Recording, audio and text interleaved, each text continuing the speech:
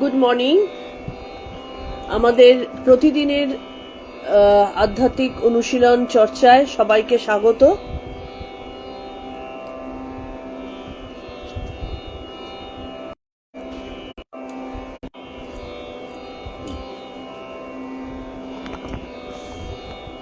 আমাদের চলছিল গীতার 6ঠ অধ্যায় এবং কিছুদিন আমাদের গীতা চর্চা বন্ধ ছিল। আজকের থেকে আবার আমরা পরবর্তী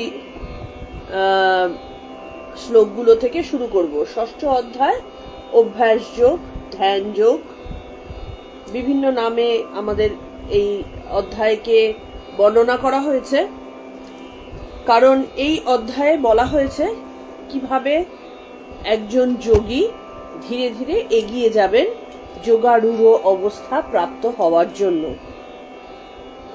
তার অবস্থা কিরকম হতে পারে, তার অভ্যাস কিরকম হতে পারে, কিভাবে আমরা সেই দিকে এগোবো, সেই ব্যাপারগুলো বর্ণনা করা হয়েছে।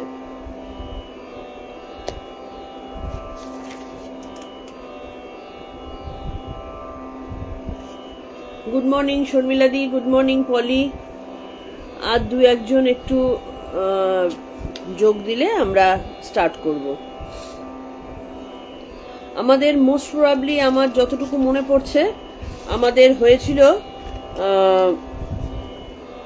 8 নম্বর অবধি, না 9 নম্বরও হয়ে গেছে। 9 নম্বর আমাদের হয়ে গেছে। 10 থেকে আমরা আজকে পড়া শুরু করব।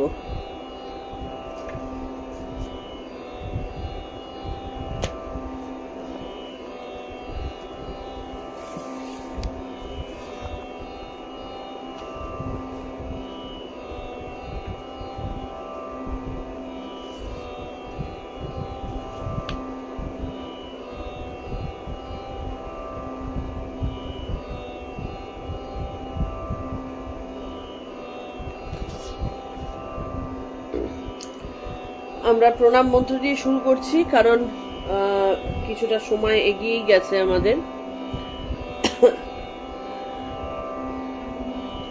বসুদেবাসুতং দেবং তং সশাণূরমর্দনম দেবকী পরমানন্দং কৃষ্ণং বন্দে জগদ্গুরুম।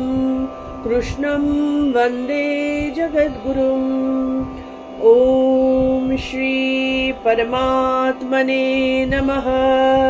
শ্রীমদ্ভগবদ্গীতা अथ 6ष्ठोऽध्यायः। श्रीभगवानुवाच अनाश्रितः कर्मफलं कार्यं कर्म करोति यः स सन्न्यासी च योगी च न निरग्निर्न चाक्रियः। यं सन्न्यासमिति प्राहुर्योगं त्वं विद्धि पाण्डव न ह्यासन्न्यस्तसङ्कल्पो योगी भवति कश्चन। आरुरुक्षो मुनिर्योगं कर्मकारणमुच्यते योगारूढस्य तस्यैव शमः कारणमुच्यते। यदा हिनेन्द्रियार्थेषु न कर्मस्वनुषज्यते सर्वसङ्कल्पसन्न्यासी योगारूढस्तदुच्यते। उद्धरेदात्मनात्मानं नात्मनमवसादयेत्। आत्मैव ह्यात्मनो बन्धुरात्मैव रिपुरात्मनः। बन्धुरात्मनस्तस्य येनात्मैवात्मना जितः।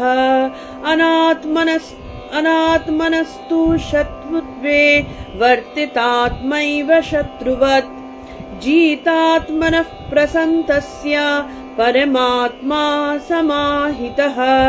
शीतोष्णसुखदुःखेषु तथा मानपमानयोः। ज्ञान विज्ञान तृप्तात्मा कूटस्थो विजितेन्द्रियः युक्त इत्युच्यते योगी समलोष्टास्मकाञ्चनः सुहृन्मित्रैर्युदासीन मध्यस्थद्वेष्वबन्धुषु साधुष्वपि च पापेषु समबुद्धिर्विशिष्यते। আমাদের এই 9 নম্বর অবধি হয়েছিল, যেখানটাতে 9 নম্বরের লাস্টেরটা বলা হয়েছিল সুহৃন্মৃত্যার ইয়ুদাসীনা মধ্যস্থদ্বেষ বন্ধুষু সাধুষ্বপি চ পাপেষু সমবুদ্ধির বিশিষ্যতে।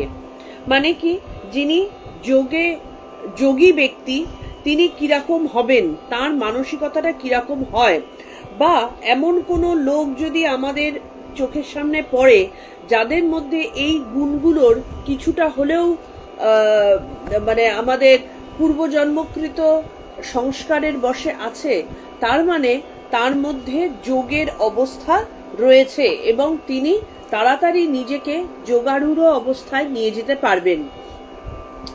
খেয়াল করে দেখবে অনেক মানুষ আছেন যাদের একেবারে অক্লান্ত পরিশ্রম করে যাচ্ছি আমাদের এক বিন্দু মনের মধ্যে ঈশ্বরীয় ভাব আসে না, বা আমাদের আচার আচরণের মধ্যে সেই শান্ত ভাব বা সেই মানে যেটার মধ্যে আমরা ফট করে দেখে যেটাকে পার্সোনালিটি বলে ভুল করে ফেলি যে এটা তার পার্সোনালিটি, গাম্ভীর্য, সেরকম না। সেরকমও আছে যাদের মধ্যে রজগুণ সম্পন্ন ব্যক্তিত্ব, এরকম বহু লোক রয়েছে। কিন্তু যৌগিক যে গাম্ভীর্য, বা গাম্ভীর্য বলার থেকে বলা ভালো যে শান্ত মানসিকতা, এইটা কিন্তু বহুজনেরই আসে না, মানে অধিকাংশেরই আসে না। আবার কিছু কিছু মানুষ আছে যাদের একটুখানি এদিক থেকে ওদিক হলো কি হলো না, তাদের মধ্যে একটা খুব সুন্দর ঝট করে জিনিসগুলো হয়ে যায়। তো এই যে হয়ে যাওয়া জিনিসটা, তার মানে তাদের মধ্যে পূর্বজন্মকৃত সংস্কারের কারণে কিছুটা তাদের উন্নতি হয়ে আছে, তারপর থেকে তারা শুরু করে। এই জন্যই বলা হয় এই আধ্যাত্ম চিন্তন বা সুসংস্কার বা এই আধ্যাত্ম অনুশীলন, এগুলো কিন্তু কখনো এক জন্মে এইটুকু করে শেষ হয়ে গেল বা সেটার আর কোনো ফল থাকলো না, তা না। কিন্তু যতটা রেখে যাবে তারপর থেকে ঠিক ততটাই নিয়ে আবার শুরু করতে হয় বা শুরু হয়। সেই কারণে এমন অনেক লোক আমাদের চোখের সামনে দেখবে আসে যাদের মধ্যে এই ভাবগুলো দেখা যায়। যেমন সরলতা, এটা একটা কিন্তু মানে যোগীর একটা ভাব, যে নিজে সরল হবে, সে আশেপাশে সবাইকে সরলভাবেই ভাববে, সরলভাবেই দেখবে, এবং তার মধ্যে একটা অদ্ভুত অন্তরের ছেলে মানুষই কিন্তু তার মধ্যে সবসময় খেলা করবে, বা তার মধ্যে কোনো বিদ্বেষ ভাব থাকবে না। ঠিক সেই রকম এখানটাতে বলছেন যে তিনি সুহৃদ হবেন, মিত্র হবেন, শত্রু, উদাসীন, মধ্যস্থ, বিদ্বেষী, বন্ধু, ধার্মিক, অধার্মিক সবার প্রতি সম মনোভাবাপন্ন হবেন। এমন বহু লোককে আমরা দেখতে পাই না যাদেরকে এমনিই ভালো লাগে, তারা শত্রু মিত্র জ্ঞান করেন না। আমরা কিন্তু এই ব্যাখ্যাগুলো করেছিলাম যে বিদ্বেষী কাকে বলে, শত্রু কাকে বলে, মিত্র কাকে বলে, এই আমাদের প্রত্যেকটার আলাদা আলাদা সংজ্ঞা আছে। এগুলো আমরা আগের দিন বলেছিলাম। তো যিনি যার মধ্যে মানসিকভাবে তিনি যোগস্থ ব্যক্তি, তার মধ্যে এই সমস্ত যে বৈপরীত্য সেইগুলোর মধ্যে সমভাবাপন্ন তার মানসিকতা হবে। তিনি হঠাৎ করে একজনের প্রতি প্রচুর বিদ্বেষ ভাবাপন্ন, আরেকজনের প্রতি ভীষণ ভালোবাসা, এই জিনিস হন না। তাকে সবসময় সবাই বলবে ওই লোকটা ভালো লোক, সবার কাছেই সে ভালো লোক। এমনকি খুব খারাপ লোকও তার দিকে আঙুল দেখিয়ে বলবে যে এই লোকটাকে কিরকম একটা জানো, সে সবার প্রতি একটু নেলাখাপা টাইপের, কিন্তু সবাইকেই ও ভালোবাসে, লোকটা বেসিক্যালি ভালো। তো এই ধরনের লোক কিন্তু আমাদের সমাজে আছে। তো এনারা যদি এদেরকে যদি, তার মানে কি এদের মধ্যে শুভ সংস্কার বশত একটা মানে অজাত শত্রু ভাব তাদের মধ্যে থাকে। সেই অজাত শত্রু ভাবটা কোথার থেকে আসে? তাদের সুসংস্কারে তারা সেটাকে অ্যাকোয়ার করেছে। এবার তারা যদি যৌগিক মার্গের দিকে কোনোভাবে চলা শুরু করেন তাদের ঝট করে সেই জায়গাগুলো পার হয়ে যায়। তো যোগীর মধ্যে এই ব্যাপারগুলো থাকে, সবাইকে সমান দৃষ্টিতে থাকেন এবং তারা যখনই কারোর সাথে কথা বলছেন তিনি নিজের মতন করে ভেবে, মানে নিজের মতন সরলতা তার মধ্যেও আছে, তার মধ্যেও সেই বন্ধু ভাব আছে, এইটা ভেবেই তারা কিন্তু এগিয়ে যান। আমরা আসছি এবার 10 নম্বর থেকে। योगी युञ्जित सततमानं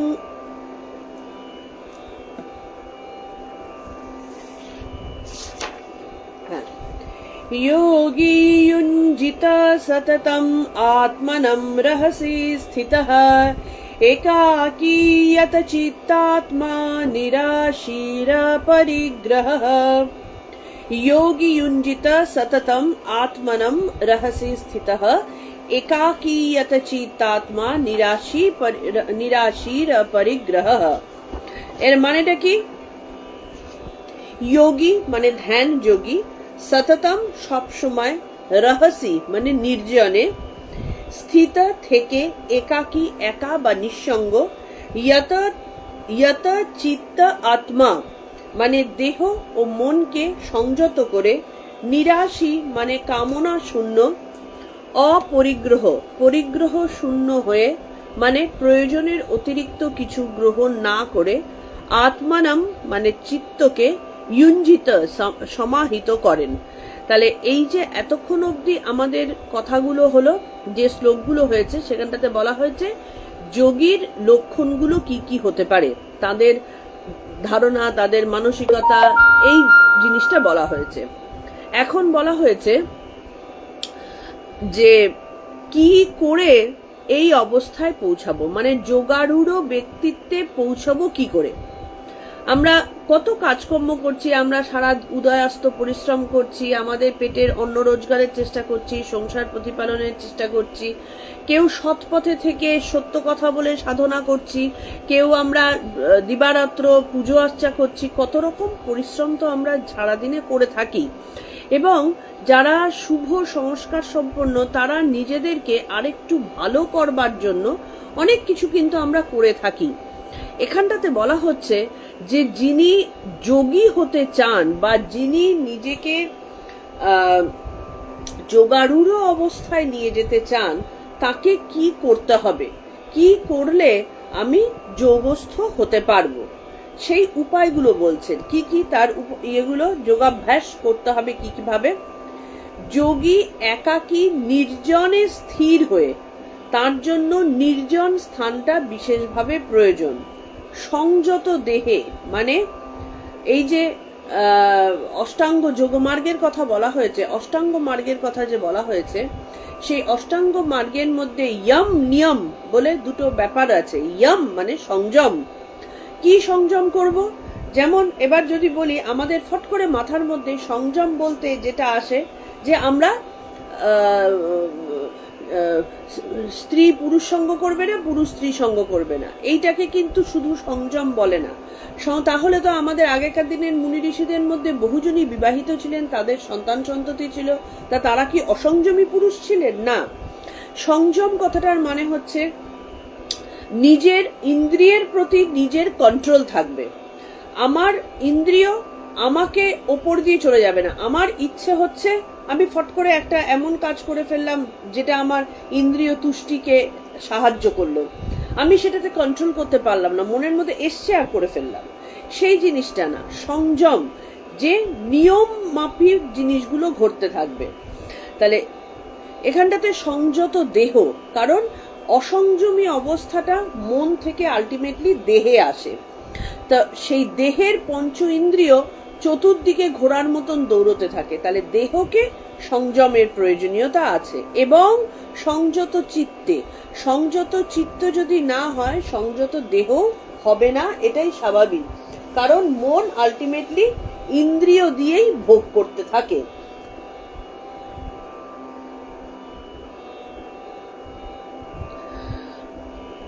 তারপরে কি বলছেন?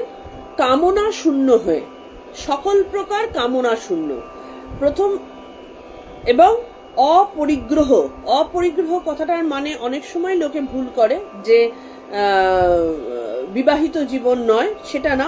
অপরিগ্রহ কথাটার মানে হচ্ছে বিষয় সংগ্রহ করা সমস্ত আশা। যা যা জিনিস আমার আছে তাইতেই সন্তুষ্ট থাকা এবং সেইটা দিয়েই উদ্বেগ মুক্ত হওয়া। আমার মধ্যে দুশ্চিন্তা থাকবে না, যা আছে সেটাতে সন্তুষ্টি।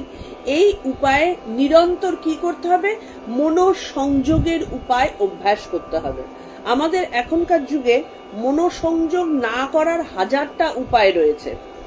তার মধ্যে সব থেকে বড় বিপজ্জনক জিনিস হচ্ছে হাতের ফোনটা, মুঠো ফোন যাকে বলি।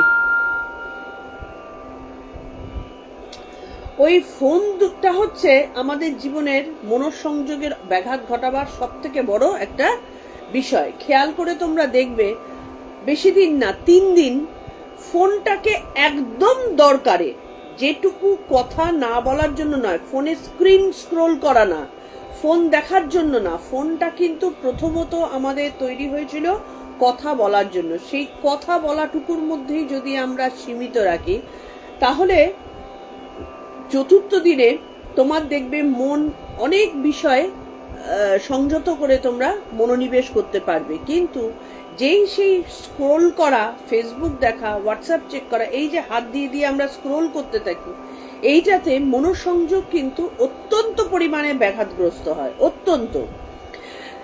3 দিন লাগাতার ফোন ইউজ করে একটা গল্পের বই পড়তে গিয়ে দেখবে, আর 3 দিন ফোন ইউজ না করে একটা গল্পের বই পড়তে গিয়ে দেখবে, আকাশ পাতাল পার্থক্য দেখা যায়। এবং ফোনটা এত ভয়ঙ্কর জিনিস, তোমার যদি এতটুকু মনোসংযোগ করার মতন অবস্থা আসে, এই যে নোটিফিকেশনস গুলো, একটা পিরিং করে আওয়াজ হলো, ব্যাস সাথে সাথে কি এলো একবার দেখি, এই ঘটনাগুলো আমাদের মনোসংযোগের ব্যাঘাত ঘটায়। তাহলে আমাদের যেটা এখানে বলছেন যে নির্জন বাস করা, তার মানে যোগীকে নির্জন বাস করতে হবে। তাহলে কি আমাদের জঙ্গলে যেতে হবে? আমাদের সংসারী মানুষ কি জঙ্গলে গিয়ে থাকতে পারবে, বা সেখানে থাকাটা সমীচীন হবে? ঠাকুর তার উপায় বলে দিয়েছেন। ঠাকুর বলছেন মাঝে মাঝে নির্জনে বাস। মাঝে মাঝে আমি 1 মাস 2 মাস অন্তর একটা দিন 2টো দিন নিজেকে একদম সরিয়ে রাখলাম, জঙ্গলে যেতে হবে না, দরকার নেই। আমি আমার ঘরের মধ্যে নির্জন বাস করব। কারণ ঠাকুর সবসময় বলছেন দুর্গে থেকে যুদ্ধ করাটা অনেক সুবিধা। কারণ জঙ্গলে গেলে আমাদের খাবার জোগাড় কে দেবে, বাইরে গেলে কি বলে আমাদের টাকা পয়সা খরচা হবে, বা ঠিকঠাক ভাবে হয়তো সুবিধাজনক অবস্থায় নাও থাকতে পারি। তার থেকে আমি যদি ঘরের মধ্যেই একটা দিন করে নিজেকে নির্জন বাসের মধ্যে যুক্ত রাখতে পারি, যে এই দিনটা আমাকে বাড়ির কেউ ডিস্টার্ব করবে না, এই দিনটা আমি আমার সাথে থাকবো, এই দিন কোনো ফোন আমাকে বিরক্ত করবে না, এই দিনটা আমি শুধুমাত্রই উপবাসে থাকা। উপ কথাটার মানে হচ্ছে সমীপে, মানে কাছে। আমরা উপবাস কথাটাকে ধরে নিই পেটে খিদের চেপে খাবার না খেয়ে থাকা। কথাটার মানে উপবাস কথাটার মানে একেবারেই তা নয়। উপ মানে সমীপে, মানে কাছে থাকা।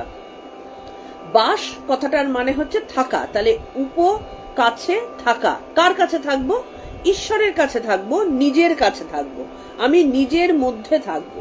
তাহলে এই দিনটাতে আমরা সম্পূর্ণভাবে নিজের মধ্যে থাকবো। এবং নিজের মধ্যে থাকা মানে আমরা এটাও ধরতে পারি যে আমি সারাদিন কারোর সাথে কথাবার্তা বলবো না, বাইরের লোকের সাথে বলবো না, আমি একদম আমার মতো দিন কাটাবো, আমি গল্পের বই পড়বো, আমার জন্য ভাববো, ম্যানিকিওর পেডিকিওর করবো।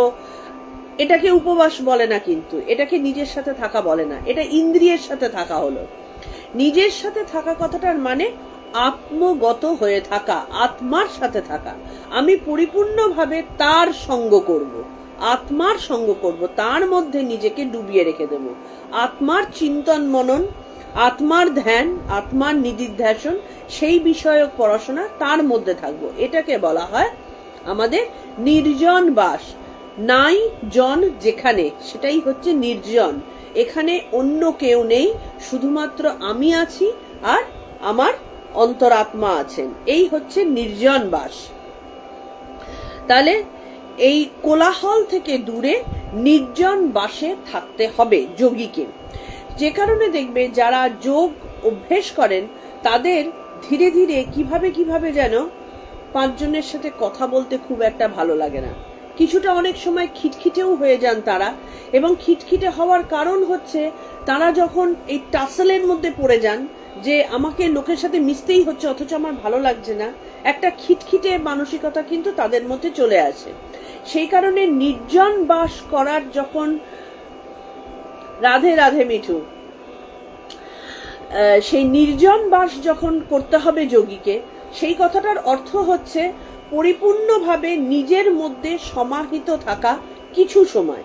এবার আমরা সংসারী মানুষ, আমাদের পক্ষে পরিপূর্ণ নির্জন বাস প্রতিদিন সম্ভব না, সেই জন্য আমাদের আসছে ইয়মের সাথে সাথে নিয়ম। আমরা নিয়ম করে প্রতিদিন অন্য জিনিসগুলোকে সরিয়ে রেখে আমার ওই যে নিজস্ব ভাবটা, নিজস্ব সময়টা, সেটাকে নিজের মধ্যে ধরে রাখার জন্য একটা সময়কে আমরা বেছে নেব। এইটা কিন্তু একটা সাধনা। খেয়াল করে দেখবে আমরা যখন এই সময়কে বেছে নিতে থাকি না, তখন আমাদের হাজার ওই সময়ই কাজ পড়ে যায়, ওই সময়ই আমাদের কি বলে বাইরের লোক এসে উৎপাত করে, ওই সময় আমাদের বাজার যেতে হবে, ওই সময় আমাদের ছেলেকে পড়াতে হবে, ওই সময় স্কুলের জিনিস যেতে হবে। আমাদের মায়েদের যেরকম হয়, পুরুষদেরও সেম জিনিস হয়, বিভিন্ন রকম। সেই জায়গাটার থেকে বেরিয়ে এসে ওইটাই সাধনা। সাধনা করতে গেলে সবার আগে যেটা দরকার, অত্যাধিক মনের জোর দরকার। মনের জোর তখনই আসবে যখন শরীর সুস্থ থাকবে, শরীর অসুস্থ থাকলে মনের জোর আসে না। সেই কারণেই কিন্তু যারা আধ্যাত্ম পথের যারা পথিক, তারা সবসময় ইয়াং বয়সটাকে খুব পছন্দ করেন, কারণ ইয়াং বয়সে মানুষের শরীর তরতাজা থাকে। সেই সময় যদি ঈশ্বরের দিকে মোড় ঘুরিয়ে দেওয়া হয়, তাহলে সেটা অনেক তাড়াতাড়ি ফলপ্রসূ হয়। তাই বলে আমাদের দুঃখ করার কারণ নেই, আমাদের মধ্যেও উপায় আছে যদি মনের জোরটা থাকে। প্রথম কথা হচ্ছে মনের জোর। আমাকে বিভিন্ন রকম ভাবে আমাকে অলসতা আঘাত করবে, বাইরের কাজকর্ম আঘাত করবে, পরিবেশ আঘাত করবে, নিজের আত্মীয় স্বজন আঘাত করবে। সেখান থেকে নিজেকে সরিয়ে এনে মনের জোর করে, না এইটা আমার সময়, আমি প্রতিদিন এই সময়টাতে নির্জন বাসে থাকবো, সেই প্রতিদিন আমার নিজস্ব আত্মার সাথে আমি যুক্ত অবস্থায় থাকবো, এইটা আমাদের দৃঢ় প্রতিজ্ঞায় থাকতে হয়। আমি এই যে তোমাদের সবাইকে সবসময় বলি যে প্রতিদিন প্রতিদিন প্রতিদিন কানেক্টে থাকো, কানেকশনের মধ্যে থাকো। একদিন সরে যাওয়ার অর্থই হচ্ছে মনটাকে চঞ্চল করে দেওয়া, সেই সাধনার থেকে সরে যাওয়া। আমাদের সরতে তো হয়ই, কিন্তু যতটা পারা যায় আমাদের এই কলিযুগে এই বিভৎস অন্নময় শরীরকে ধারণ করবার জন্য যতটা সম্ভব মনের জোর দিয়ে আত্মস্থ হয়ে থাকার নাম নির্জন বাস। 2 নম্বর কি? ইয়ত চিত্তাত্মা। ইয়ত চিত্তাত্মা মানে কি? দেহ ও মন শান্ত ও সংযত। 5 মিনিট চোখ বন্ধ করে বসে দেখো। সবার আগে পিঠ চুলকাচ্ছে, মাথা চুলকাচ্ছে, গায়ে ঘাম দিচ্ছে, মনটা একটুখানি হচ্ছে যে আওয়াজ শুনতে পেলাম কিনা, কলিং বেল কেউ বাজালো কিনা। চতুর্দিকে মন ছড়িয়ে রয়েছে। কেন মন ছড়িয়ে রয়েছে? প্রত্যেকটার সাথে প্রত্যেকটা কানেক্টেড, কারণ আমরা নিজেদেরকে ওই সব জায়গায় ইনভলভ করে রেখে দিয়েছি। 10 মিনিটের জন্য আমাদের ইনভলভমেন্টকে আমরা সরাতে পারছি না। কেন পারছি না? কারণ আমাদের বাসনা আছে, আমাদের সেইটার সাথে আমরা নিজেদেরকে একাত্ম করে ফেলেছি। কিছু সময়ের জন্য 24 ঘন্টার মধ্যে 1 ঘন্টা আমরা যদি নিজেদেরকে সেই জায়গা থেকে সরিয়ে এনে দৃঢ়ভাবে নিজেদের আসনে প্রতিষ্ঠিত রাখতে পারি, আমাদের কিন্তু ধীরে ধীরে প্রকৃতি সাহায্য করা শুরু করেন। সেই কারণে কি বলছেন? যাদের দেহ মন সংযত ও শান্ত। আমি এমন কিছু করব না যাতে করে আমার শান্ত ভাব কেটে যেতে পারে। আমি এমন কোনো বই পড়ব না, এমন কোনো সিনেমা দেখব না, এমন কোনো মানুষের সাথে মিশব না যেখানে আমার ভেতরের এই যে ধীর ভাবটা চঞ্চল হয়ে যেতে পারে। এইটা সবসময় বিচারের মাধ্যমে নিয়ে যেতে হয়। ঠাকুর সবসময় বলেছেন যে বিচার করে করে জীবনে বাঁচার কথা। তাহলে এই বিচারটা কি বিচার করব আমরা? যে এই লোকটার সাথে কথা বলে আমার মন উত্তেজিত হচ্ছে, ভালো দিকেও হতে পারে, খারাপ দিকেও হতে পারে, কিন্তু যোগী তো সমভাবাপন্ন হবেন। তাকে ভালোতেও উদ্বেলিত হলে চলবে না, খারাপেও মন নষ্ট হয়ে গেলে চলবে না। তাহলে আমার বিচারে রাখবো যে আমার মনের শান্ত সংযত ভাব কিসের দ্বারা নষ্ট হচ্ছে, আমি সেটা করব না। বা সেটা যদি আমাকে প্রতিদিন আমাকে ইন্টারাকশনে আসতে হয়, আমি সেখানটাতে একটা সূক্ষ্ম পর্দা রেখে দেব, সেটা আমার ভেতরে ঢুকতে দেব না। বিশেষ করে ওই যে 1 ঘন্টা আমি আমার জন্য নির্জন বাস করছি, সেই নির্জন বাসটাকে পরিপূর্ণতা দেবার জন্য আমি ওই সময়গুলোতে এই জাগতিক সমস্ত জিনিসকে আমি আমার জীবন থেকে সরিয়ে দেব এবং শান্ত সংযত রাখব। আমি এই 1 ঘন্টার পরে যখন বেরিয়ে যাচ্ছি, বাইরে যখন জগতে নিজেকে ফেলছি, এগুলো আমি সংসারীদের জন্য বলছি। যারা সন্ন্যাসী তাদের জন্য আশ্রম রয়েছে, তাদের জন্য গুহা রয়েছে, তারা তপস্যার জন্য নিজেদের একটা পরিবেশ তৈরি করে নিতে পারেন। কিন্তু শ্রীশ্রীমা বলেছিলেন সন্ন্যাসীদের মহাজ্বালা, সংসারীদের মহাজ্বালা, 10 মন বোঝা মাথায় নিয়ে যেতে হয়। তাহলে আমাদের কর্তব্যটা কি? আমরা ওই 1 ঘন্টা তো কোনো কিছুর থেকে মানে সবকিছুর থেকে নিজেকে দূরে রাখবো।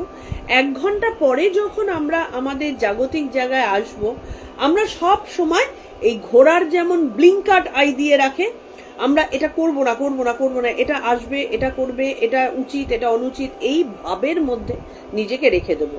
এবার বলবো যে আমরা এত সারাদিনে কষ্ট কেন করব?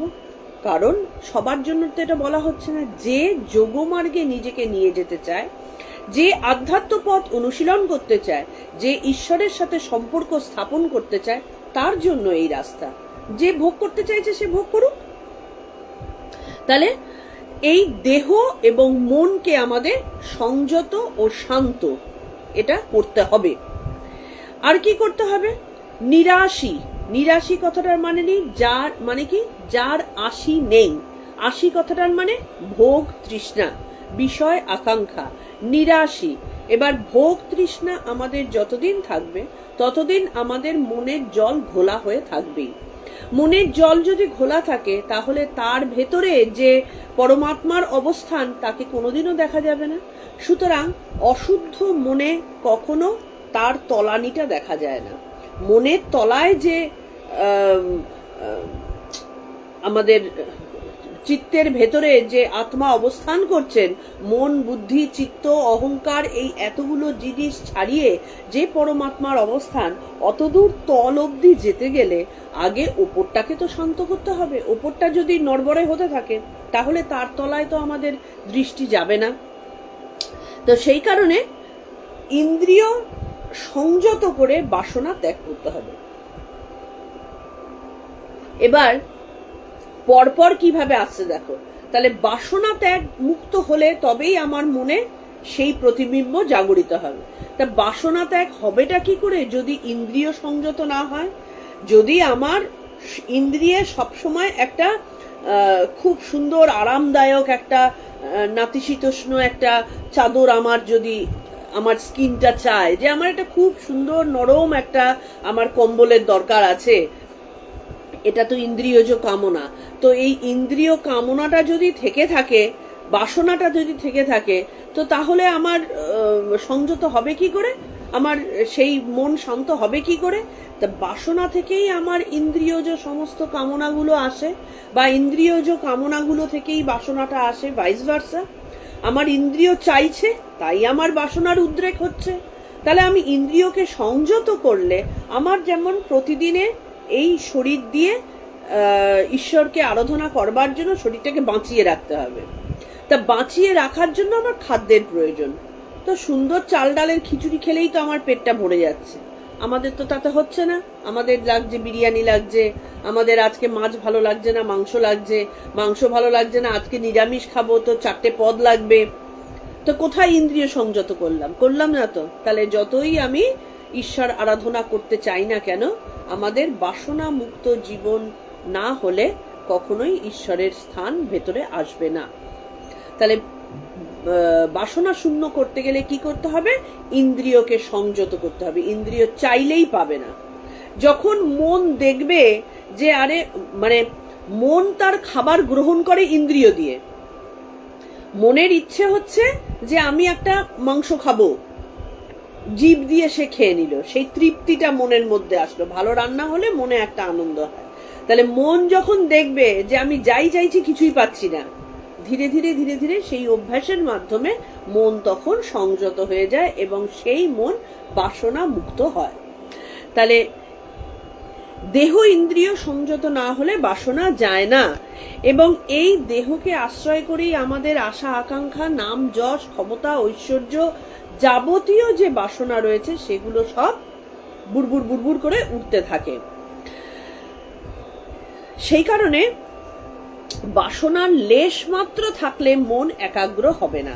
আমরা যদি প্রচুর বসে বসে চোখ বন্ধ করে চেষ্টা করে যাই কেন হচ্ছে না, সবার আগে নিজের মনের মধ্যে আসতে হবে যে আমার মন শান্ত হচ্ছে না বা একাগ্রতা আসছে না, কারণ আমার বাসনা আছে।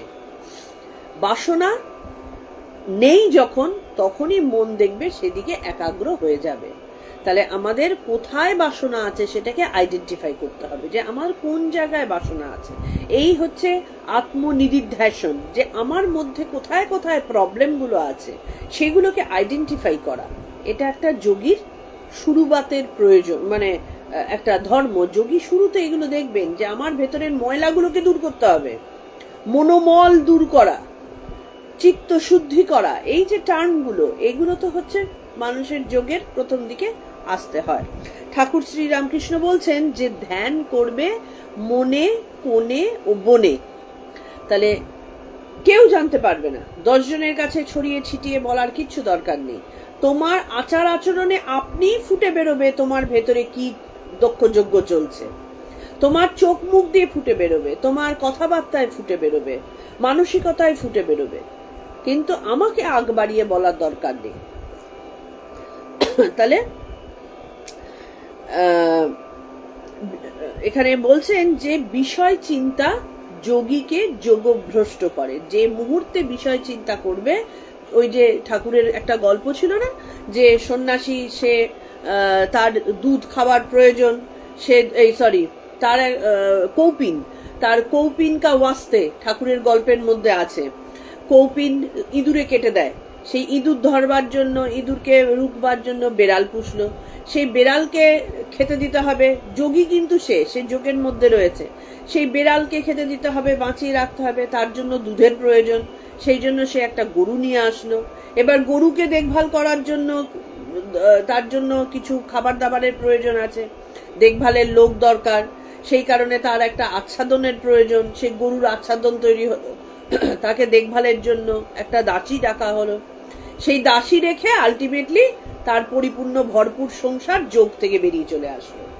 সেই কারণে বিষয় চিন্তা, যোগী কিসের চিন্তা করেছে? তার কৌপিনের কথা চিন্তা করেছে। তার মানে যোগীকে তার কৌপিনটুকুও কিন্তু নিজের বলে ভাবতে নেই। তাহলে বিষয় চিন্তা যোগীকে যোগভ্রষ্ট করে। আর এই বিষয় শূন্য করবার জন্য আমাদের এই যে পতঞ্জলির যে অষ্টাঙ্গ মার্গ, ইয়ম নিয়ম, এইটা নিয়ম করে অভ্যাস করতে হয়। তারপরে কি করতে হয়? সংযম অভ্যাসের সাথে সাথে কি আসছে? ইয়মের মধ্যে আসছে অহিংসা, কারণ হিংসা আসবে বাসনার থেকে। সত্যবাদিতা, আমরা মিথ্যে বলি ভয় থেকে,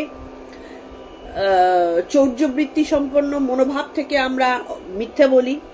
ব্রহ্মচর্য, আমাদের ইন্দ্রিয়জ কামনার থেকে ব্রহ্মচর্য নষ্ট হয়।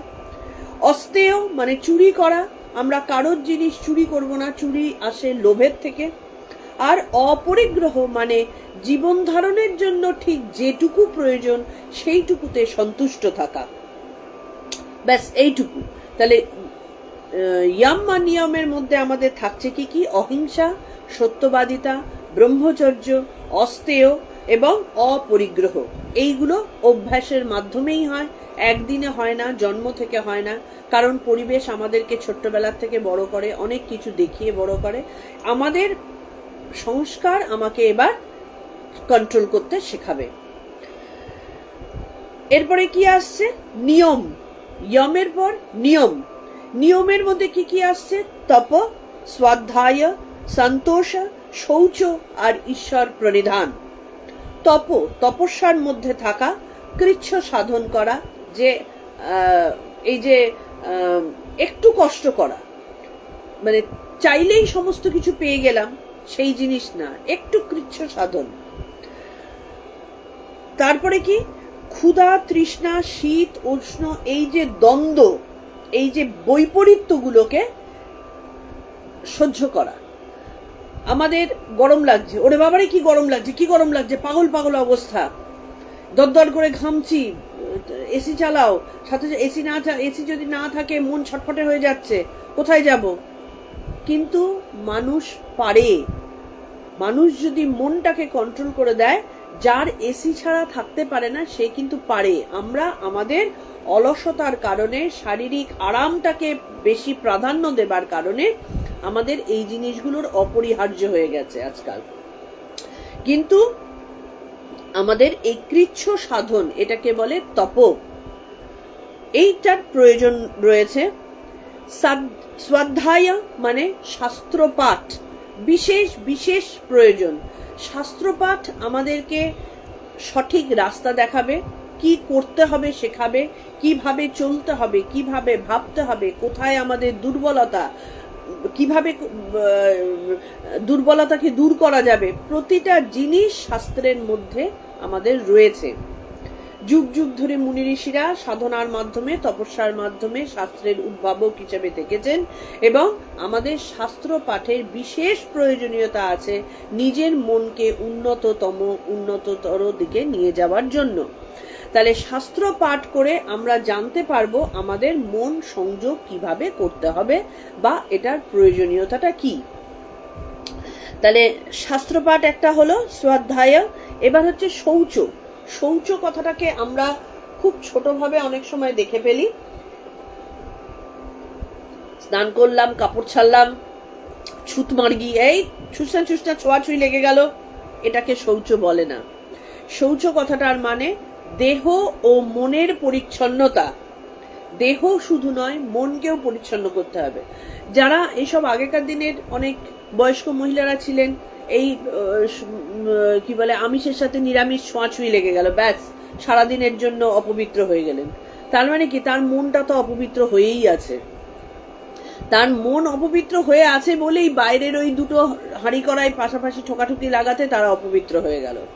তাহলে শৌচ কথাটার মানে দেহ ও মনের পরিচ্ছন্নতা। শুধু নিজের দেহ পরিচ্ছন্নতা নয়, নিজের মনকে পরিচ্ছন্ন করা সবার আগে প্রয়োজন। আর হচ্ছে ঈশ্বর প্রণিধান। ঈশ্বর প্রণিধান মানে ফলের আকাঙ্ক্ষা ত্যাগ করে সমস্ত কর্ম ঈশ্বরের সমর্পণ। তাহলে এই যে এতগুলো পর্যায়ে আসলো, এই প্রতিটা পর্যায়ে আমাদের কি একদিনে আজকে চাইলাম ঘুম থেকে উঠলাম হয়ে যায়? হয়ে যায় না। বড়জোর একদিন অভ্যেস করলে করা যেতেও পারে, কিন্তু পরপর 3 দিন 4 দিন অভ্যেস করার পর হাঁপ ধরে যাবে, সম্ভব না। সেই জন্য ছোট ছোট ছোট পরিবর্তন মানুষের নিজের জীবনে আসতে হয়।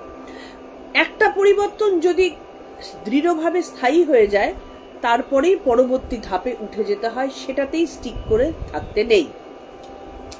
তাহলে এইভাবে আমাদের সমস্ত কর্ম ঈশ্বরের সমর্পণ করে একটা একটা করে সংযম অভ্যেস করে দেহ ও মনকে বশে আনতে হয়। এবং কি করতে হয়, যেটা ঠাকুর বলেছেন, বিষয়ে দোষ দর্শন করতে হয়। বিষয় ত্যাগ করব কি করে? আমার এত চতুর্দিকে এত জিনিস রয়েছে, বিষয় ত্যাগ করা অত সহজ নয়। তাহলে বিষয় ত্যাগ করতে গেলে কি করতে হবে? বিষয় দোষ দর্শন করতে হবে। যেমন আমি খুব মিষ্টি খেতে ভালোবাসি, মিষ্টি তো ক্ষতিকর জিনিস নয়, কারোর সমাজের ক্ষতি করছে না, কিচ্ছু করছে না, কিন্তু যে মুহূর্তে আমার সেইটার প্রতি লোভ জন্মাবে, আমাকে বিচার করতে হবে এই মিষ্টি খেলে কি হবে। আমার জিভের একটু স্বাদ আনন্দ দেবে কি ঠিকই, কিন্তু আমার ফ্যাট বাড়তে পারে, আমার ডায়াবেটিস বাড়তে পারে, আমার শরীরে ক্যান্সার সেলের জন্ম দিতে পারে। সুতরাং মিষ্টি আমি বর্জন করলাম। তাহলে এই যে বিচার করলাম, এটার নাম দোষ দর্শন। আমি সমস্ত বিষয়ে দোষ দর্শন করবো। এবার এই করতে গিয়ে একটা গন্ডগোল বাঁধে। এই করতে গিয়ে অনেক যোগী আছে, এবং আমি নিজেও প্রত্যক্ষ করেছি, এরকম দোষ দেখতে গিয়ে এমন দোষ দর্শন দেখা শুরু হয়ে গেল, ভেতরটা একেবারে শুষ্কং কাষ্ঠং হয়ে গেল।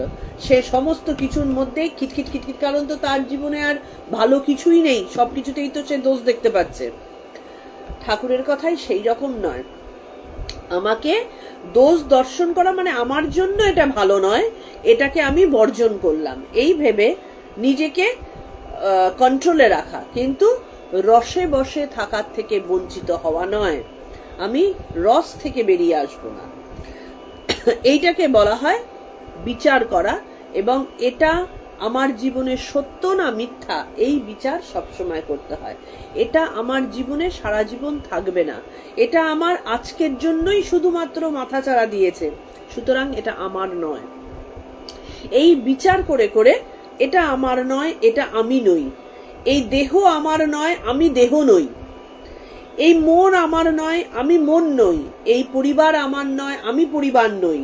এই বিচার সবসময় যদি মনের মধ্যে ধীরে ধীরে ধীরে ধীরে চলতে থাকে, তখন আস্তে আস্তে বৈরাগ্যের সূত্রপাত হয়। যোগীকে বৈরাগ্যবান হতে হবে, কারণ বৈরাগ্যতা না আসলে বাসনা যাবে না। আমার যদি আমার সন্তানের প্রতি বৈরাগ্য ভাব না আসে, আমার কোথাও না কোথাও এক্সপেকটেশন থাকবেই, আমার ছেলে ভালো হোক, আমার মেয়ে ভালো হোক, আমার ছেলে মেয়ে সমাজে উন্নতি করুক, তারা সুসন্তান হোক, এটাও তো কামনা। যোগীর জন্য তো এটাও রাখা সম্ভব না। কার সন্তান? তুমি আরেকজনের, যে আজকে তোমার সন্তান, গত জন্মে সে কি তোমার সন্তান ছিল, না আগামী জন্মে সে তোমার সন্তান হবে? আজকে যখন আমার দেহ চলে যাবে, তখন আমার সাথে আমার সন্তানের কিসের সম্পর্ক? 10 দিন কাঁদবে, 14 দিনের দিন জীবন শুরু করবে। আমি যে দেহ ছেড়ে চলে যাব, তখন কি আমার মনে পড়বে যে এটাই আমার সন্তান? কোন জন্মের সন্তান? আমার তো কতগুলো জন্ম হয়েছে। সুতরাং নো অ্যাটাচমেন্ট। এই বিচার করে করে স্থির আসনে বসে যোগী মনকে আত্মায় সমাহিত করবেন, এইটা যোগীর প্রয়োজনীয় কর্তব্য। এরপরে কি? ইয়ুঞ্জিত। ইয়ুঞ্জিত মানে সমাহিত, একেবারে দৃঢ়ভাবে স্থাপিত, নিজের মধ্যে নিজে ডুবে যাওয়া, এটাকে বলে ইয়ুঞ্জিত। আমার আত্মায় আমি ডুবে যাব। সেই আত্মায় আমি যাব কি করে? শুরুটা বাইরের থেকেই করব, শরীর দিয়ে করব। আমার শরীরের এটা দুর্বল, এটাকে আমি সবল করব। আমার ভেতরের আত্মার দুর্বলতা রয়েছে, চিন্তায় দুর্বলতা রয়েছে, কিছু অসহযোগিতা আসছে ভেতর থেকে, সেগুলোকে ঠিক করব। এই করতে করতে করতে করতে ধীরে ধীরে আমার শ্বাস প্রশ্বাসের দিকে আমি নজর রাখবো, আমার নাড়ি শুদ্ধি করব। এই নাড়ি শুদ্ধতা যেই আসবে, আমার বায়ু পিত্ত কফ দূরীভূত হয়ে যাবে। ধীরে ধীরে ধীরে ধীরে আমি একটা একটা করে খোলস ত্যাগ করতে করতে আমি যাব, ভেতরে ডুবে যাব। এবং কি বলছেন? নিরন্তর মানে কোনো ছেদ নেই, ঠাকুরের ভাষায় তৈল ধারার ন্যায়। সব সময় সারাক্ষণ কাজে কর্মের মধ্যে চিন্তা, যে আমার মাথাটা যেন ওই দিকে থাকে, যে আমার ভুল যেন না হয়ে যায়, কিছুতেই নিজেকে সরতে দেব না। তৈল ধারাবৎ অখণ্ড চিন্তা, খণ্ড খণ্ড ভাবে না। আমরা যখন শান্ত হয়ে বসতে থাকি, এই মন বসলো, আবার ছুটে চলে গেল, আবার 1 সেকেন্ডের জন্য আসলো, আবার ছুটে চলে গেল। এইভাবে আমাদের কিন্তু মন খণ্ড খণ্ড হয়ে যায়, আবার একদিকে যায় না। এই মুহূর্তে বাড়ির চিন্তা করছি, তো ওই মুহূর্তে অফিসের চিন্তা করছি, ওই মুহূর্তে অফিসের চিন্তা করছি, আবার এই মুহূর্তে সোনার দাম বাড়লো না কমলো সেই চিন্তা করছি, মানে উন্মাদের মতো ছুটোছুটি আর কি। তাহলে এইরকম চিন্তা নয়, অখণ্ড চিন্তা, একরকম তৈল ধারাবৎ চিন্তার মধ্যে থাকবো। তো সেই আসনে বসা অভ্যেস করতে হয়। প্রথমে চোখ বন্ধ করে আসনে বসে থেকে দেখবে যে কি কঠিন কাজটা, চোখ পিট পিট পিট পিট হয়ে যাবে। এই অভ্যাস করতে করতে আসনে বসা, 5 মিনিট 10 মিনিট করতে করতে 1 ঘন্টা 1.5 ঘন্টা বসা, এই অভ্যেস করা। এবার এক জায়গায় মনোনিবেশ করা। আচ্ছা, এইটা একটা। আরেকটা কি অভ্যেস করতে হয়? এই যে আমি দেহ নই, মন নই, বুদ্ধি নই, আমি আত্মা, এইটাকে সবসময় মনের ভেতরে প্রায়োরিটি দিতে হয়। যখন আয়নার সামনে দাঁড়িয়ে আমরা সুন্দর সাজগোজটা করি, তখন আমাদের এইটা মনের মধ্যে বুঝতে হবে, মন এই দেহ দেখে মুগ্ধ হয়ে যাস না, এই সাজগোজ দেখে মুগ্ধ হয়ে যাস না, এটা তুই না। 2 দিন বাদে এটা চলে যাবে, 2 দিন বাদে এটা একটা কঙ্কাল হয়ে যাবে। কোনো কিছুর সাথে কে ফর্সা, কে কালো, কে হিন্দু, কে মুসলিম, কে বৌদ্ধ, আর কে সুন্দর, কে অসুন্দর, কিচ্ছু থাকবে না। সব এক হয়ে যাবে। তাহলে এইটা আমি নই, কিন্তু আমার যে আলাদা, আমার যে বিশেষত্ব, সেইটা এগুলোর বাইরে, অনেক উপরে, সেইটাকে সবসময় বিচার করতে হবে, এই দৃষ্টিভঙ্গি। এবং সর্বদা মনে করতে হবে যে সর্বভূতে আত্মদর্শন। যখন কেউ এটা অভ্যাস কি করে করতে হয়, এই অভ্যাসের কথাটা কিন্তু এখানে, এই অভ্যাস যোগ বা ধ্যান যোগ, এইভাবেই কিন্তু এগোতে হয়। যখন কেউ আমার সাথে কথা বলতে আসছে, তখন আমাকে মনের মধ্যে ধীরে ধীরে আনতে হবে যে যে কথা বলছেন তিনি যা, আমিও তাই, একই, আমিই কথা বলছি, আমিই শুনছি। ওই যে ভেতরে যে আত্মা, সেই আত্মাই আমার অ্যামিবা যখন এরম করে আলাদা হয়ে যায়, একটাই অ্যামিবার থেকে আলাদা হয়ে গেল, এই অ্যামিবা ভাবছে আমি ও নই, ও ভাবছে আমি ও নেই, কিন্তু দুদিন আগেই তো এক ছিল। সেই ভাবনাটাকে আনতে হবে যে আমরা এক। সেই কারণে যখন কেউ কথা বলছে পরস্পরের সাথে, যখন ঝগড়া হচ্ছে, তখন এটা যোগী পারেন, আমরা কিন্তু পারি না এখনো পর্যন্ত, তবে অভ্যেসে আমরাও যোগী হতে পারি, আমরাও পারতে পারি। অপরপক্ষ যখন চিৎকার করে কথা বলছে, বুঝতে হবে আমারই একটা পার্ট ওইভাবে কথা বলছে। এই অভ্যাস থেকে ধীরে ধীরে যখন সব কিছু আমার মধ্যে আসবে, তখন আমার মধ্যে ভালোবাসা বৃদ্ধি পাবে, তখন আমার মধ্যে প্রেম ভাব আসবে। কারণ আমি দেখতে পাবো আমারই আরেকটা রূপ, একজন চিৎকার করছে, একজন যোগী হয়েছে, একজন প্রেমী হয়েছে, সব আমারই রূপ। সর্বভূতে তখন আত্মদর্শন হতে থাকে এবং সবার মধ্যে তখন ঈশ্বর সান্নিধ্য অনুভব হতে থাকে। শ্রীরামকৃষ্ণ এখানে বলছেন, শ্রীরামকৃষ্ণ প্রায়ই গাইতেন, যতনে হৃদয়ে রেখো আদরিনী শ্যামা মাকে, মন তুই দেখ আর আমি দেখি, আর যেন কেউ নাহি দেখে। আমার মন দিয়ে আমি দেখছি, আমার মনের মধ্যে কি হচ্ছে 10 জনের কাছে জানাবার তো দরকার নেই। নিজের মনের মধ্যে নিজে সমাহিত হয়ে আত্মচিন্তনে বুঁদ হয়ে থাকা, এইটা হচ্ছে যোগীর লক্ষণ। এই হচ্ছে আমি ও জগন্মাতা ছাড়া, আমি ও সেই অনন্ত আত্মা ছাড়া আর কেউ নেই, ব্যাস শুধু তুই দেখ আর আমি দেখি।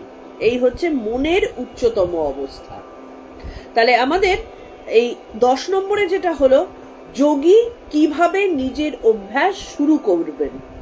আমাদের যে আমরা হাকুপাকু করি যে আমি ধ্যান করব কি করে, দীক্ষা নিলাম, জপে বসলাম, মন বসে না, জব আজকে হচ্ছে কালকে হচ্ছে না, একদিন হয়ে গেল, আচ্ছা ঠিক আছে একটা দিন তো বাতিল হলো, কিচ্ছু হবে না এসে তাতে, এইরকম মানসিকতা। অথচ আমরা এক্সপেক্ট করে আছি যে আমরা ঈশ্বর সান্নিধ্য পাবো, হয় না।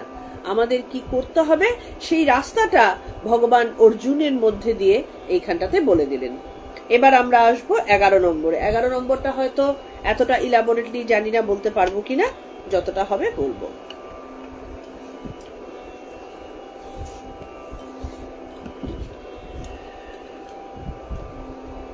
शुचौ देशे प्रतिष्ठाप्य स्थिरमासनमात्मनः, नात्रच्छीतन्नातिनीचै चैलाजीतनकुशोत्तम।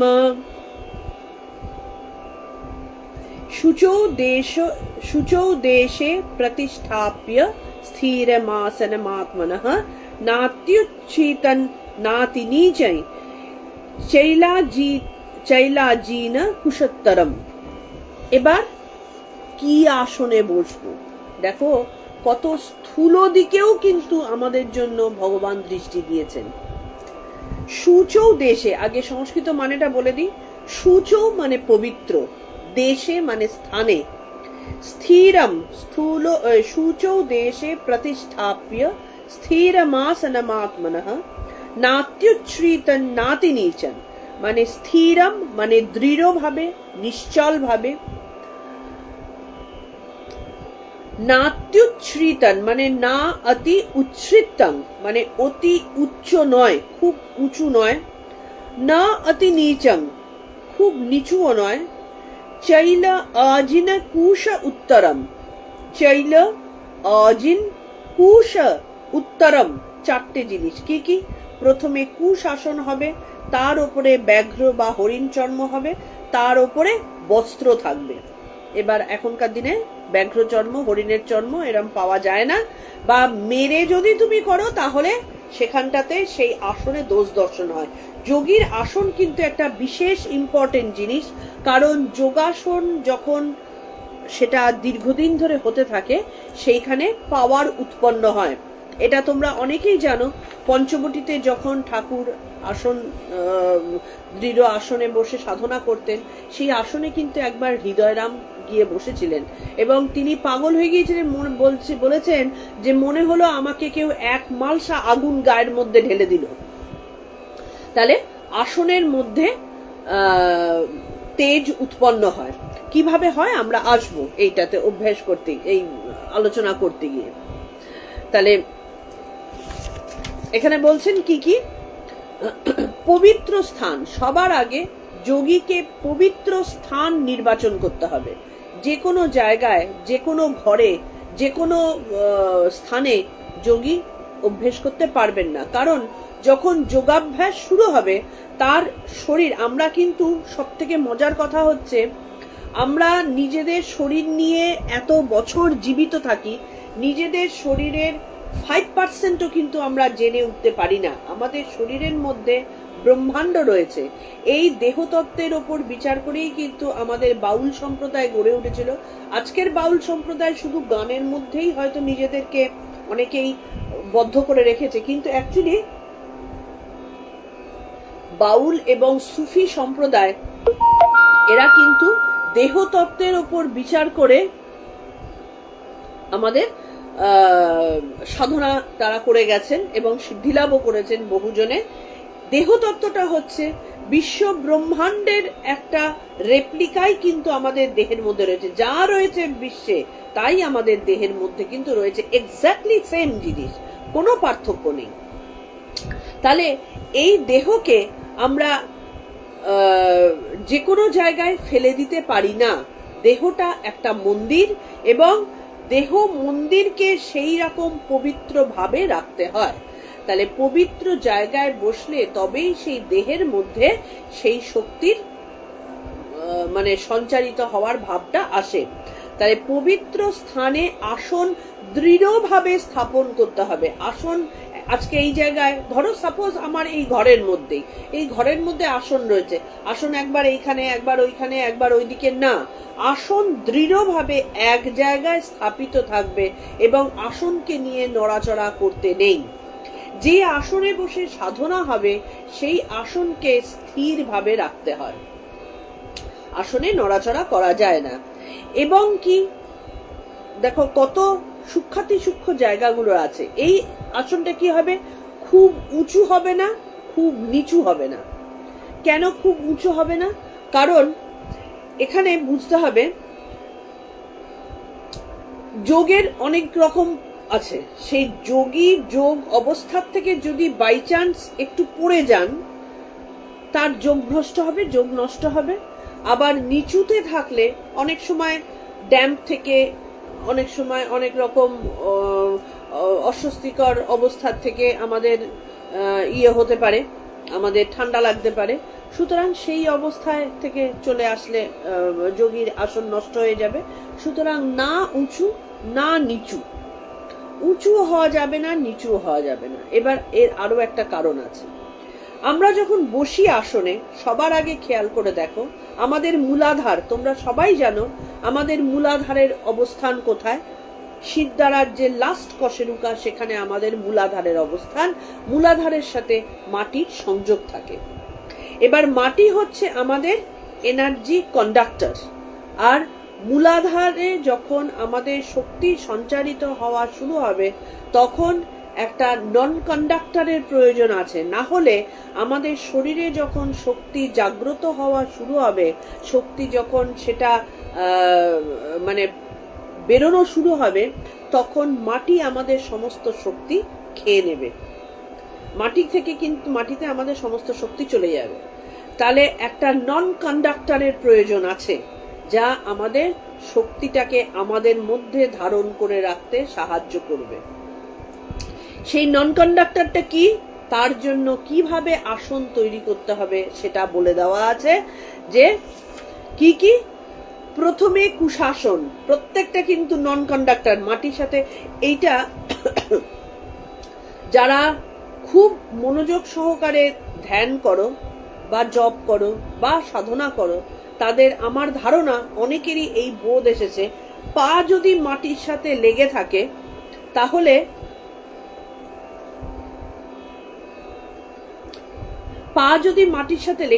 দেখবে একটা শিশির শিশির শিশির করতে থাকে। কেন শিশিরটা আসে? ওই যে শক্তি ভেতরে জাগরিত হচ্ছে, আমাদের মাটি সেটাকে টানতে থাকছে, ওই জন্য একটা শিশিরে ভাব আমাদের মধ্যে চলে আসে। এই শিশিরে ভাবটা যাতে না আসে, মনঃসংযোগে যাতে ব্যাঘাত না ঘটে, সেই কারণে আমাদের প্রথমে কুশাসনের প্রয়োজন আছে। কারণ আমাদের প্রথম শক্তি মূলাধার যেটা, সেইটা জাগরিত হয় ওই মাটির সাথে সংযোগে, মানে সেটার অবস্থান মাটির কাছে, সব থেকে কাছে। সেই মূলাধারে যখনই আমার শক্তি সঞ্চারিত হওয়া শুরু হলো, মাটি যদি টেনে নেয় তাহলে তিনি ওপরে উঠবেনই কি করে? সেই কুণ্ডলিনী শক্তিকে তো ওপরে তুলতে হবে, এটাই তো যোগের কাজ। তাহলে সেই শক্তিকে, 1 মিনিট আসছি।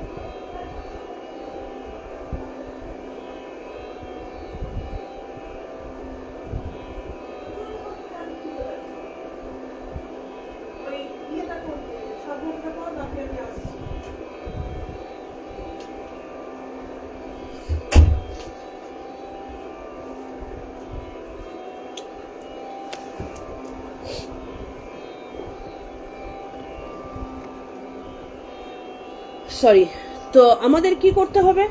সেই কারণে এমন কিছু মাঝখানে, মূলাধারের সাথে পৃথিবীর এই মাঝখানে কিছু নন কন্ডাক্টর জিনিস রাখতে হবে। তার মধ্যে একটা হচ্ছে কুশাসন। কুশাসনের ওপরে কি হবে?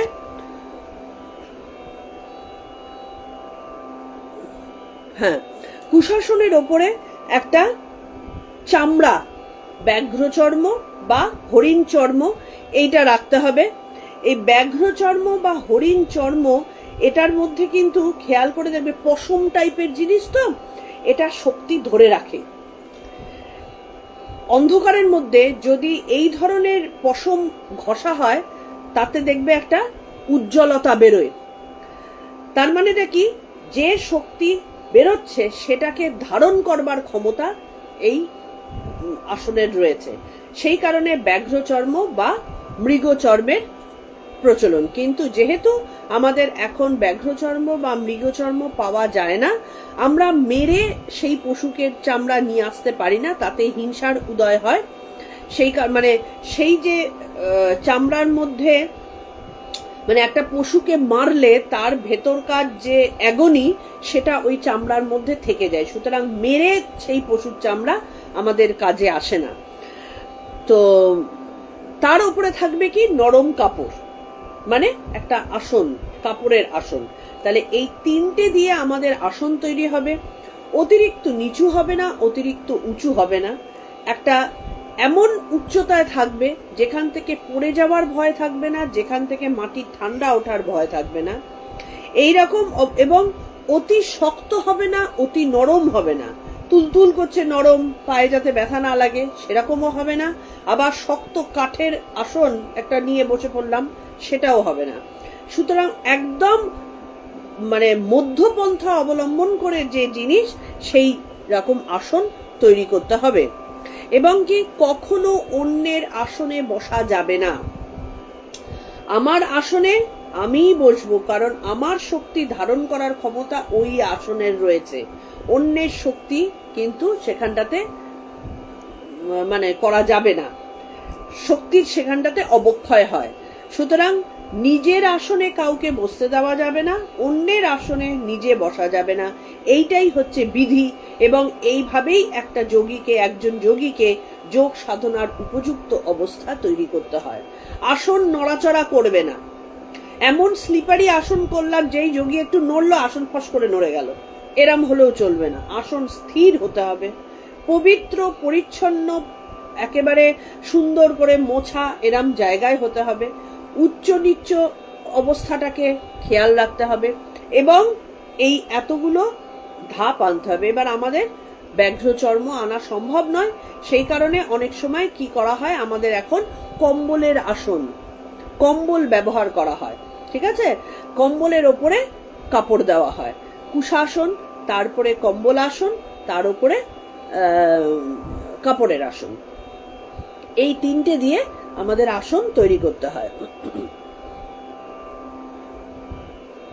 তাহলে এই বলছেন, এই রকম পবিত্র ও স্থানে ও পবিত্র আসনে চিত্তে প্রশান্তি আসবে এবং শুদ্ধ শান্ত মন একমাত্র সমাধি লাভের উপযোগী হবে। তাহলে আজকে যে দুটো আমাদের শ্লোক পড়া হলো 10 এবং 11, এখানটাতে যোগী কিভাবে যোগ অভ্যেস শুরু করবেন, তার মানসিকতা কিরকম হবে, তাকে কি কি অভ্যেস করতে হবে, এইটা আমাদের বলা হলো।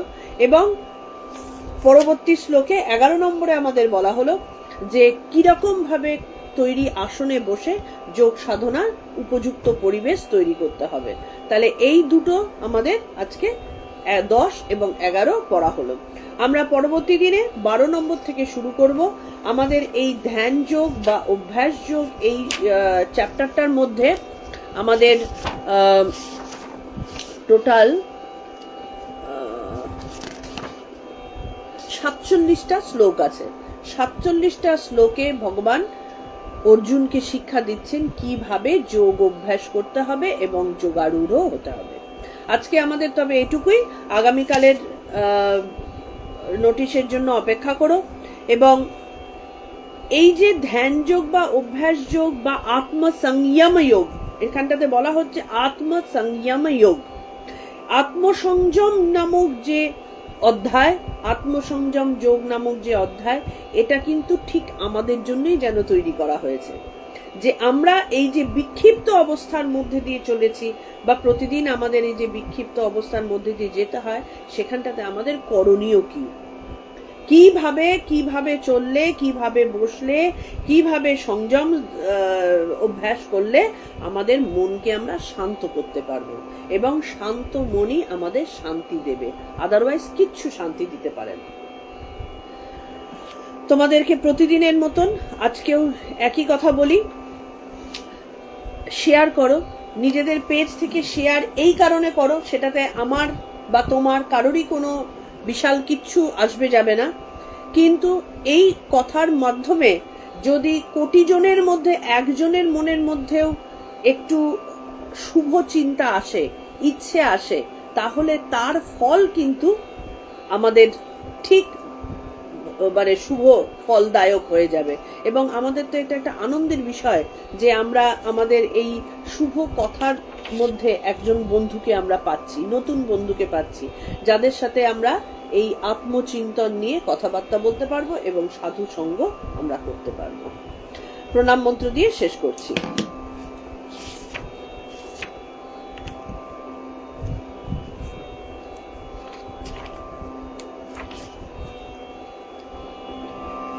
ओम तत्सदिति श्रीमद्भगवद्गीतासु उपनिषत्सु ब्रह्मविद्यायां योगशास्त्रे श्रीकृष्णार्जुनसंवादे आत्मसंयम योग नाम षष्ठोऽध्यायः। ओम श्रीकृष्णार्पणमस्तु। ओम श्रीकृष्णार्पणमस्तु। ओम श्रीकृष्णार्पणमस्तु। সবাই ভালো থেকো, আমাদের পরবর্তী নোটিশের জন্য অপেক্ষা করো। শুধু একটা কথা এই প্রসঙ্গে হঠাৎ মনে এলো, দেখো আমরা প্রতিদিন এই প্রণাম মন্ত্র শ্লোকটা বলি, এখানটাতে কি বলি, উপনিষৎসু ব্রহ্ম বিদ্যায়, প্রত্যেকটা চ্যাপ্টারের মধ্যে ব্রহ্ম বিদ্যায়, তার মানে এই প্রতিটা চ্যাপ্টার আমাদের ব্রহ্মবিদ্যা দান করছে। যে কোনো একটা চ্যাপ্টারকে যদি নিজে আয়ত্ত করা যায়, তাই আমাদের ব্রহ্মবিদ্যা লাভের উপযোগী হয়ে উঠবে। হাজার জায়গায় দৌড়বার দরকার নেই। গীতাকে ফলো করো, গীতাকে মান্যতা দাও, এবং নিজের মধ্যে গীতার চর্চা শুধু শোনা পড়া নয়, সেটাকে নিজের মধ্যে দিয়ে যদি প্রবাহিত করার মতন সিচুয়েশন তৈরি করতে পারো। প্রতিটা চ্যাপ্টার দেখো ব্রহ্মবিদ্যায় আমরা ব্রহ্মবিদ্যা লাভ করছি, এই সম্মানটা ভেতরে রেখে গীতাটাকে শুনতে হবে যে আমরা প্রতিটা চ্যাপ্টারে ব্রহ্মবিদ্যা লাভ করছি। This is very important. ভালো থেকো সবাই, পরের দিনের নোটিশের জন্য অপেক্ষা করো।